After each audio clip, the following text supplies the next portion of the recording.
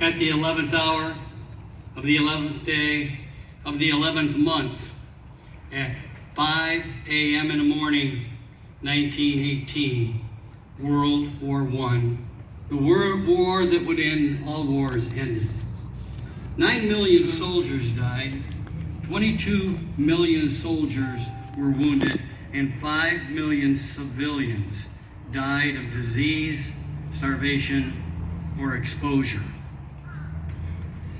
It is my pleasure to be here with you today, and I'm marveled at what you've done here up to this point. This is a special day. This is Veterans Day. But I'd like to tell you that every day is Veterans Day. Every day is Memorial Day. And it's also the day for the families of those veterans. And it's also a day for the police, the firefighters, and the first responders. I always include them.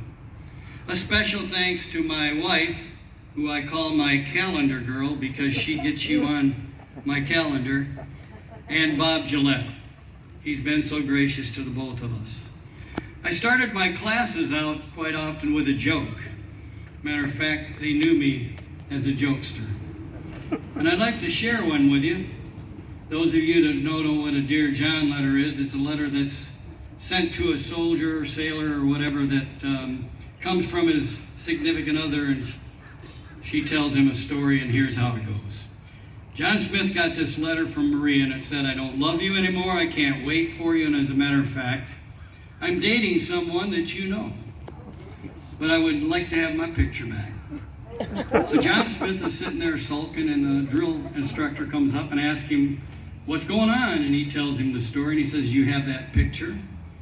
And he says, "Yes, sir," and he hands it to him, and he goes back to sulking. And the drill instructor goes and writes a letter that she thinks is coming from John Smith. And it went like this. "Dear Maria, I'm really saddened that you don't love me anymore, and I'm really upset that you might be dating somebody that I know. But I can understand why you would like your picture back. However, I don't remember which one you are."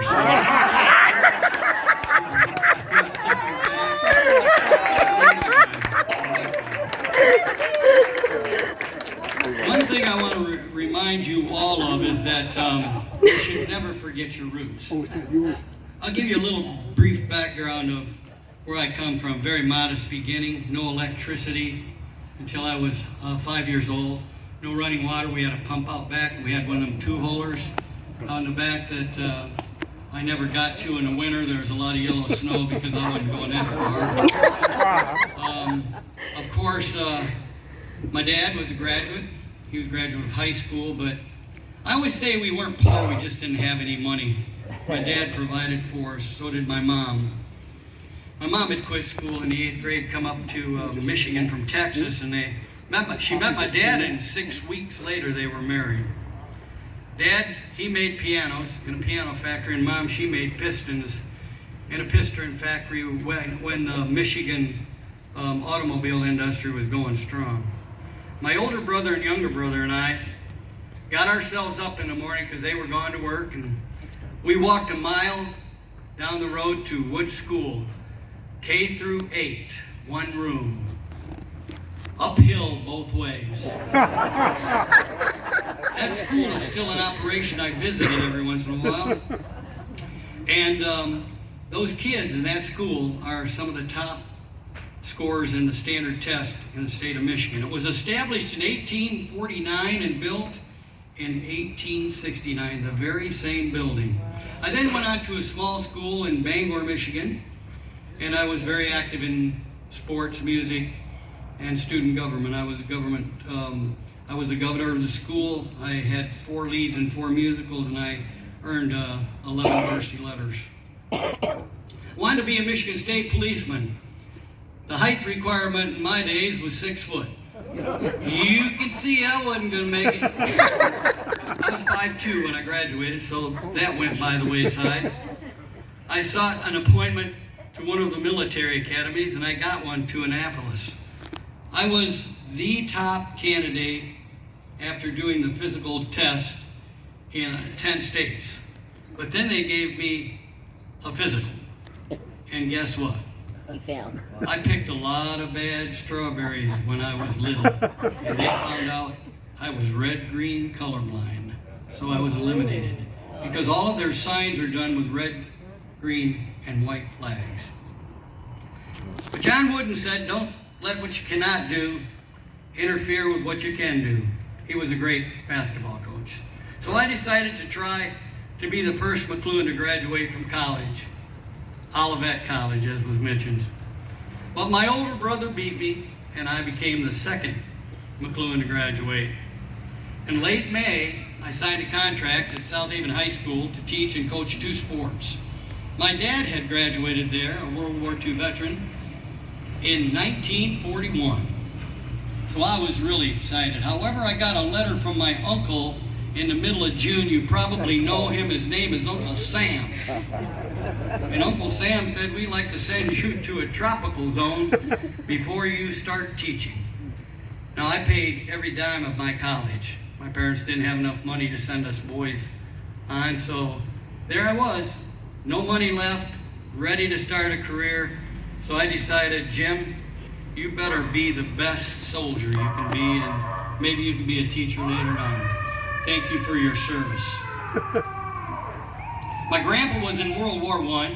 I don't know if y'all know this, but they have round dog tags. And my dad, World War II, my Uncle Wayne in Korea, and my Uncle Jack was in the Coast Guard. My favorite uncle was in the Coast Guard in the early 60s. So it was time for me, Jim McCloughan, to fight in Vietnam. Let me read you something that might give you a picture of my unit in Vietnam. This medal that's around my neck belongs to 89 men who fought in the battle for New Yan Hill. It's all about love. A love so deep in the souls, thank you, in the souls of 89 soldiers that it is truly immeasurable. It's about a group of individuals, some still boys, who either were drafted or volunteered to serve their country. We came from every part of this great nation, took our basic and advanced training, and ended up family in a place far different from the hometowns that we grew up in. We started out loyal to the country, United States of America, and Army, but soon discovered that getting as many of us out of there alive as we could and back to the world would be our main goal. We became fast friends and soon brothers. A brotherhood deeper than our blood brothers back home. Each of us had a part in the survival we were thrown into, and we took our jobs real seriously. As their medic, I would do anything to help out my brothers, and I was more than confident that they'd do the same for me. I had what they called a positive job in a negative situation.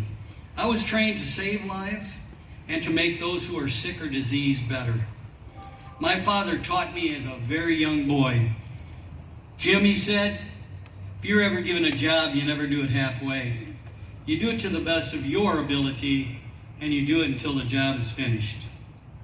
It was my duty as a combat medic to save lives, and I always strove to do it the right thing, to approach my job with integrity. That's why I refused. I heard my dad in my ear the first night when they wanted me to medevac, and I'd hit the first time by rocket-propelled grenade shrapnel. Blood from the tip of my head to the bottom of my toes.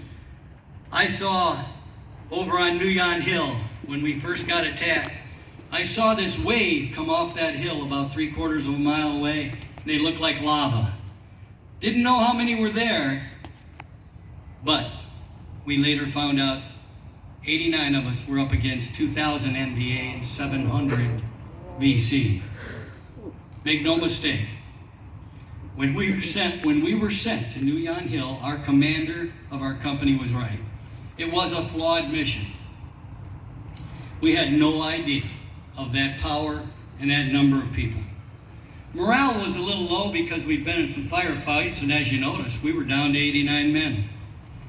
We had been in quite a few firefights before that, too. And of course, in Vietnam, you didn't travel over there as a unit. You traveled over as an individual.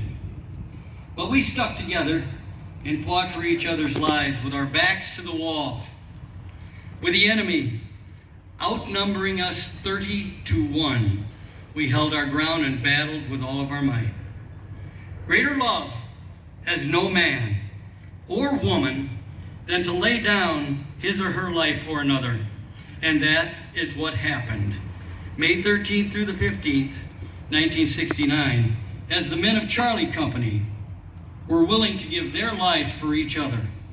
In 48 brutal hours, we lost 12 men, 1 missing in action. I worked on 40 to 50 men, and as was mentioned, I went into the kill zone 10 times to save 10 Americans and 1 Vietnamese interpreter. I was wounded twice the second day. And we became blood brothers. The love we had for each other had conquered the enemy. They moved out, and we were still standing.